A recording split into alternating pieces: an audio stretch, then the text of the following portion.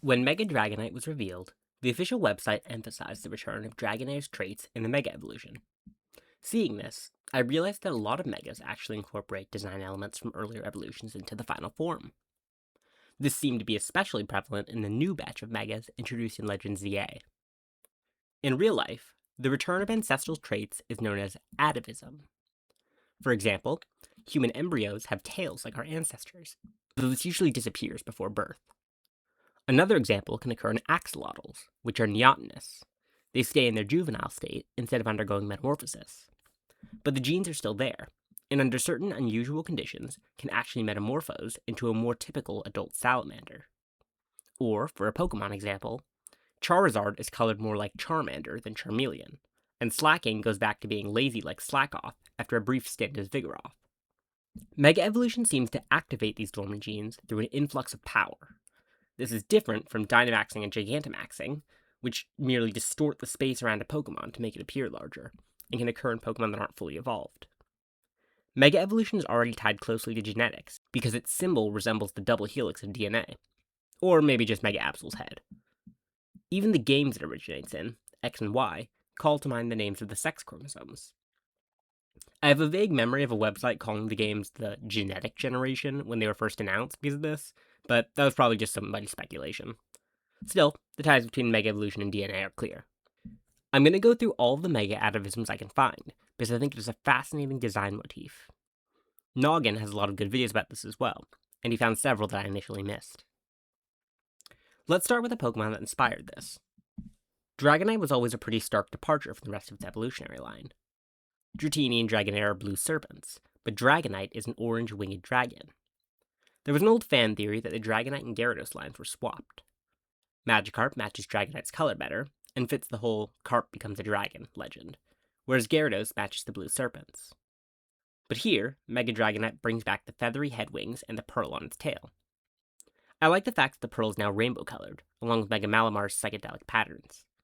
Mega Evolution has always been associated with a rainbow color, and now Megas have a rainbow aura, like the red aura of Dynamax.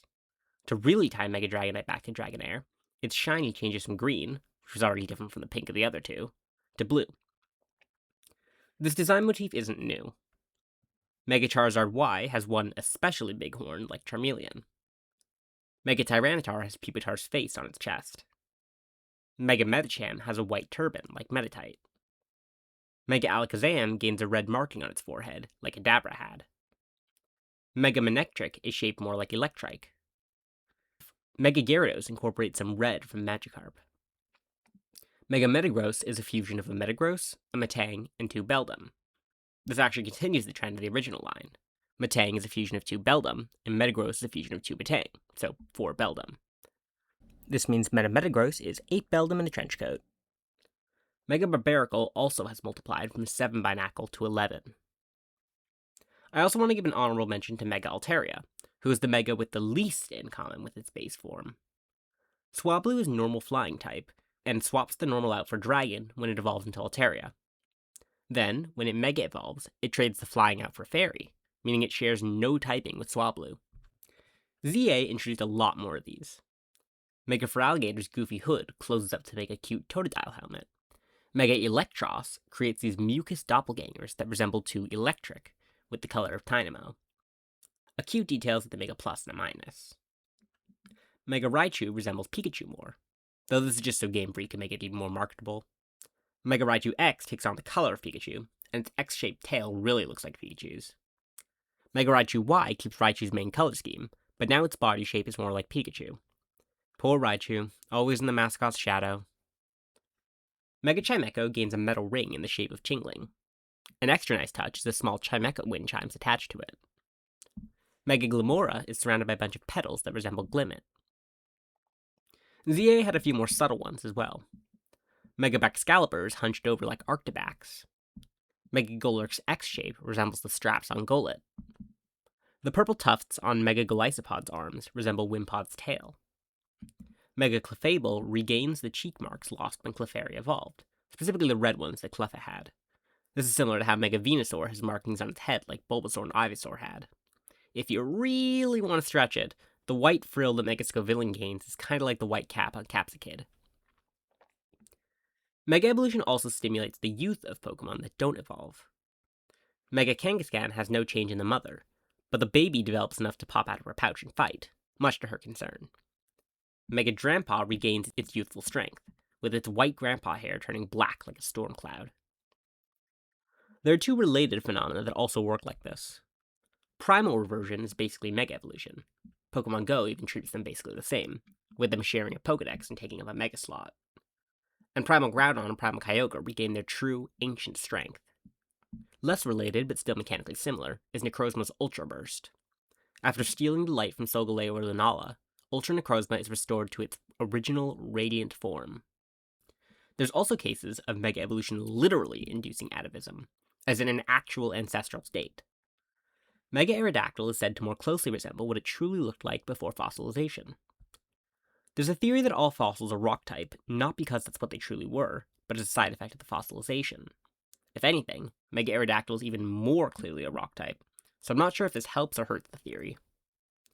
Mega Ampharos apparently gains the Dragonite because its ancient dragon blood was reawakened. Its hair also comes from the wool of Mareep and Flaffy. Well, this is kind of retroactive since it's from a later game. Mega Salamence resembles its ancestor, Roaring Moon. Even if it's from another timeline, this was definitely deliberate, as it's pointed out in-game. Mega Mewtwo Y looks a bit more like Mew than base Mewtwo does. While Mega Mewtwo X does gain blue eyes like Mew, the red eyes of Mega Mewtwo Y make me think that the eye color is just a nod to the game version. Later gimmicks like Gigantamax lack this kind of cohesion. Sure, there were some interesting elements. The Gigantamax Kanto starters all have the same markings. There's also the interesting choice of making Flapple and Appleton have the same Gigantamax form. Kind of reminds me of this old image of the Hitmonlee. I wonder if Hydrapple will get one eventually. Another connection between Megas and Gigantamax is that Gengar's shiny is white for both of them, in contrast to the barely visible shiny it normally has. And I like how the red aura of Dynamax and Gigantamax Pokemon come from Eternatus, except for Calyrex, which has a blue aura since it Dynamaxes under its own power. Sword and Shield were a mess, but there were some good ideas buried in there. Speaking of Eternatus, there's one more Mega I want to mention that doesn't really fit, but I think it's really interesting. Mega Floette is the only non-fully evolved Pokemon to Mega Evolve. This is exclusive to Eternal Flower Floette, so it's likely that it can't evolve, much like any Pikachu, Eevee, Meowth, and later Duraludon with the Gigantamax factor.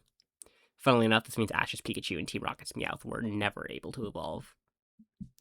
Mega Eternal Flower Floette seems to resemble Eternamax Eternatus based on their color scheme and the giant, flat object tethered to a smaller body. Even their names are similar. AZ is said to have witnessed the darkest day, so it feels like there's some connection there. I'm glad that Mega Evolutions are back. While there's already been discussion about how a lot of Megas are X or Y shaped, which ZA doubled down on, or how Megas are horrifically painful, which ZA shied away from, this is a fascinating creative design element. Let me know if there's any more of these I missed. I'll make a pinned comment with any more Mega Atavisms.